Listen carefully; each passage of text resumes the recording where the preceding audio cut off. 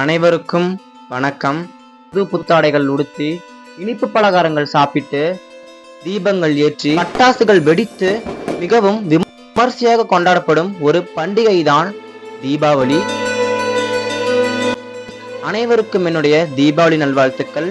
இந்த தீபாவளி திருநாள் எப்படி உருவாச்சுங்கிற கதையை பார்க்கறதுக்கு முன்னாடி இந்த தீபாவளி நம்ம இந்தியா மட்டும் இல்லாம உலகத்துல வேற சில நாட்டுகள்லயுமே கொண்டாடப்படுகிறது. அது மட்டும் இல்லாம வேறு சில மதங்கள்லயுமே இந்த தீபாவளி வேறு வேறு கதைகள் வச்சு கொண்டாடப்படுகிறது. நம்மளோட இந்து மதத்துல பார்த்தோம்னா தாய் தன்னுடைய மகனை கொன்றதுக்காக தான் இந்த தீபாவளி கொண்டாடப்படுகிறது அப்படின்னு ஒரு கதையுமே இருக்கு.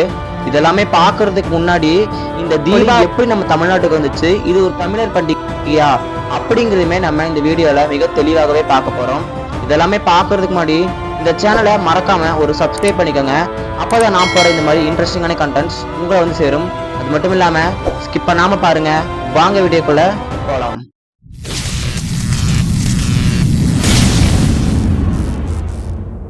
சத்தியுகத்துல நரசிம்ம அவதாரத்துக்கு முன்னாடி வந்த அவதாரம் தான் வராக அவதாரம். மகாவிஷ்ணுவோட இந்த வராக அவதாரம் வரதுக்கு காரணமா இருந்தவன் பேரு ஹிரண்யாக்ஷன். இவன் ஹிரண்யகசிபுவோட சகோதரன். இவன் என்ன பண்றானா, தன்னோட சகோதரனுக்கு கொடுத்த வாக்குப்படி பூமாதேவிய கர்ப்போதக மகா கடல் கூட போய் மூழ்கடிக்கிறான். இதனால மக்கள் மிகவுமே அவதிப்படுறாங்க. இதனால மகாவிஷ்ணு என்ன பண்றாருன்னா வராக அவதாரம் எடுத்து இந்த ஹிரண்யாக்ஷன் அப்படிங்கிற இந்த அரக்கனை கொல்றாரு. இப்போ பூமாதேவியை காப்பாத்தி இவர் மேல விடும்போது அவரோட ஸ்பரிசம் பட்டு பூமாதேவிக்கு ஒரு மகன் பிறக்கிறான். அவன் பேரு தான் பவுலன்.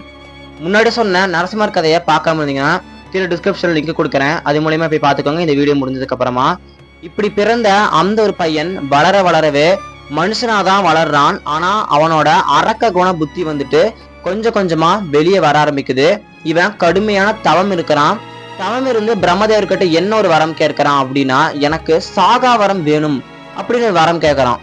அதுக்கு பிரம்மதேவர் சொல்றாரு, மகனே, நீ எவ்வளவு தவம் செஞ்சிருந்தாலும் என்னால உனக்கு சாகா வரம் கொடுக்க முடியாது. ஏன்னா மனிதனாக பிறந்த ஒவ்வொருவருமே எப்பயாச்சும் ஒரு நாள் மடிந்துதான் ஆக வேண்டும் அப்படின்னு அவர் சொல்லவும், இவன் தந்திரமா என்ன யோசிக்கிறான் அப்படின்னா, தன்னோட தாய் கையால எனக்கு மரணம் வராது. அதாவது இந்த பூ உலகில யாருமே எந்த ஒரு தாயுமே தன்னோட மகனை கொல்ல மாட்டாங்க. இதை யூஸ் பண்ண அந்த ஒரு அரக்கன் என்ன பண்றான் அப்படின்னா, என்னோட தாய் கையால தான் எனக்கு மரணம், அதாவது பூமாதேவி கையால தான் மரணம் நிகழணும் அப்படின்னு ஒரு வித்தியாசமான வார்த்தை வாங்குறான். இப்படி வாங்கினதுக்கு அப்புறமா தான் இவன் மக்களை மிகவும் கொடுமைப்படுத்திக்கிட்டு வரான். இதுக்கப்புறமா தான் இவனோட பேரு நரகாசுரன் அப்படின்னு மாறுது. இப்படி இந்த நரகாசுரன் என்ன பண்றானா, பல நாட்டு மன்னர்களோட போர் புரிஞ்சு அவங்கள தோக்கடிச்சு அவங்க கிட்ட இருக்கிற பொன் பொருள் மற்றும் பெண்களையுமே இவன் இவனோட அந்த புறத்துல அடைச்சு வைக்க ஆரம்பிச்சான். இப்படி எல்லா நாட்டுக்கும் போய் அங்க இருக்கிற பெண்களை கொண்டு வலுக்கட்டாயமா இவனோட அந்த புறத்துல இவன் அடைச்சு வைக்க ஆரம்பிக்கிறான். இந்த ஒரு சமயத்துல என்ன ஆகுது அப்படின்னு பாத்தீங்கன்னா, தேவர்களுக்குமே போய் தொல்லை கொடுக்க ஆரம்பிக்கிறான். அப்போ இந்திரன் என்ன பண்றான் அப்படின்னு பாத்தீங்கன்னா, மகாவிஷ்ணு கிட்ட போய் இதை முறையிடுறான். அப்போ மகாவிஷ்ணு கிருஷ்ணாவதாரம் எடுத்திருந்த அந்த ஒரு சமயம் இது. அப்போ கிருஷ்ணர் என்ன பண்றாரு அப்படின்னா, கிருஷ்ணரும் சத்யபாமா தேவியும் சேர்ந்து அந்த அரக்கன் கூட போர் செய்ய போர்க்களத்துக்கு போறாங்க. அப்போ கிருஷ்ண பகவான் என்ன பண்றாருன்னா, அந்த அரக்கனோட படைகள்ல இருந்த எல்லாரையுமே கொன்று குமிக்கிறாரு. ஏன்னா கிருஷ்ண பகவான் இந்த பூமிக்கு வர்றதுக்கு முன்னாடியே இந்த பூமியோட பாரத்தை குறைக்கணும் அப்படிங்கிறது தான் இந்த அவதாரமே கிட்டத்தட்ட எடுத்திருப்பாரு.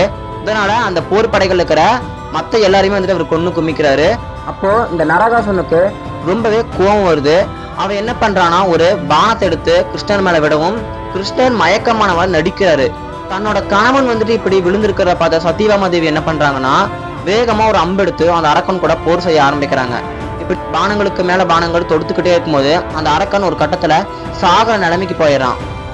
இதுக்கப்புறம் என்ன ஆகுதுன்னா, அந்த அரக்கன் தான் தன்னோட மகன் அப்படின்னு தெரிஞ்சுக்கிட்ட சத்யபாமா தேவி தன்னோட மகனையே நான் கொல்ல துணிஞ்சிட்டனே அப்படின்னு மிகவும் கஷ்டப்படுறாங்க.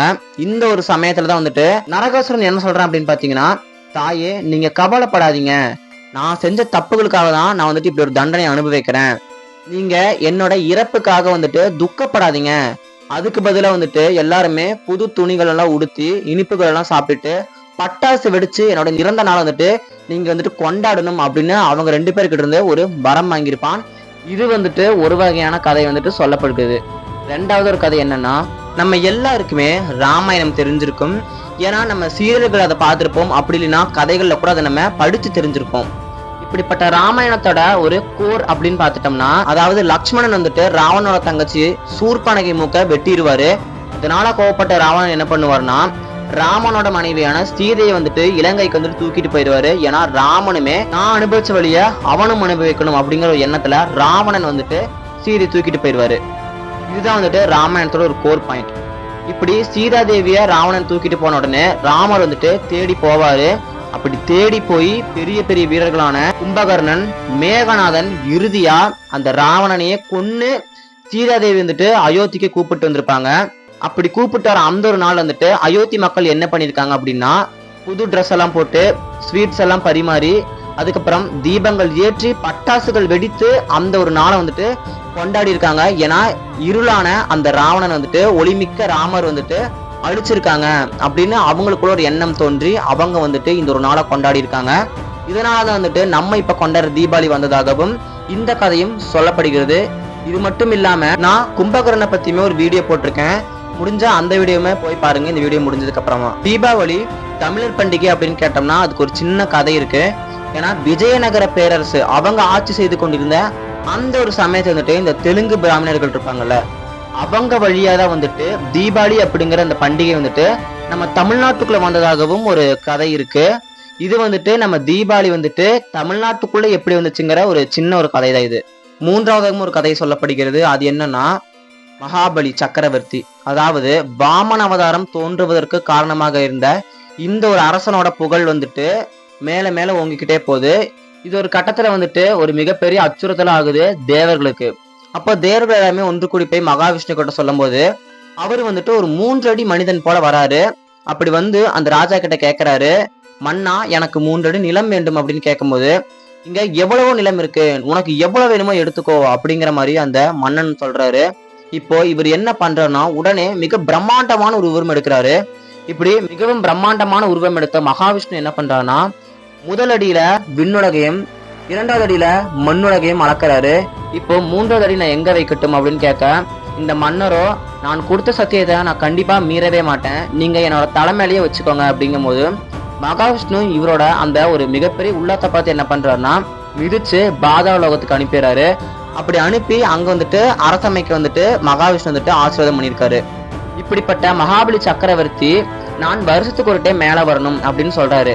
அந்த வருஷத்துக்கு ஒரு டைம் மேல வர்றதா வந்துட்டு தீபாவளி பண்டிகை வந்துட்டு நம்மளோட இந்தியாவோட வெஸ்டர்ன் சைட்லயுமே வந்துட்டு கொண்டாடப்படுகிறது. இது வந்துட்டு கேரள சைட்ல பார்த்தோம்னா ஓணம் பண்டிகை அப்படின்னு கொண்டாடப்படுகிறது. இது வந்துட்டு 3வது சொல்ற கதை. இப்படிப்பட்ட இந்த சிறப்பு வாய்ந்த தீபாவளி வந்துட்டு நம்மளோட இந்திய நாட்டுல மட்டும் இல்லாம வெளிநாடுகளிலுமே கொண்டாடப்படுகிறது அங்க இருக்கிற நம்ம ஊர் மக்களால. இப்படிப்பட்ட தீபாவளி வந்துட்டு வேறு வேறு மதங்களையுமே வந்துட்டு குறிப்பிடப்பட்டிருக்கு. அது என்னன்னா ஜெயினிஸ்ல வந்துட்டு மகாவீரர் அவங்க கடவுளா போற்றப்படுற மகாவீரர் வந்துட்டு நிர்வாணம் அடைதல், அதாவது ஒரு முற்றும் துறந்த ஒரு முனிவராக மாற அந்த ஒரு சமயத்தை வந்துட்டு அவங்க தீபாவளி பண்டிகை கொண்டாடப்படுகிறது.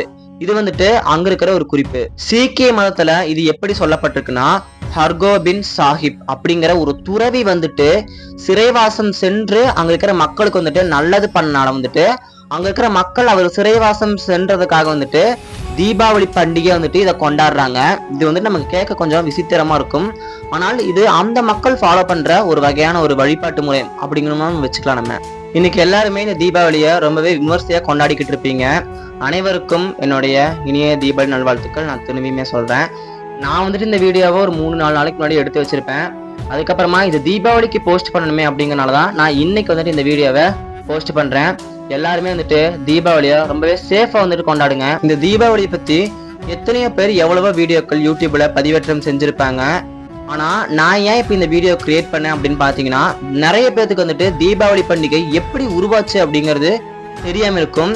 அப்படி தெரியாம இருக்கிறவங்களுக்கு வந்துட்டு எளிய முறையில வந்துட்டு இதை புரிய வைக்கணும் அப்படிங்கிற ஒரு காரணத்தினாலதான் வந்துட்டு நான் இந்த தீபாவளி பண்டிகை பத்தின ஒரு வீடியோ வந்துட்டு மேக் பண்ணியிருக்கேன். கண்டிப்பா இதை பார்த்து ரசிங்க.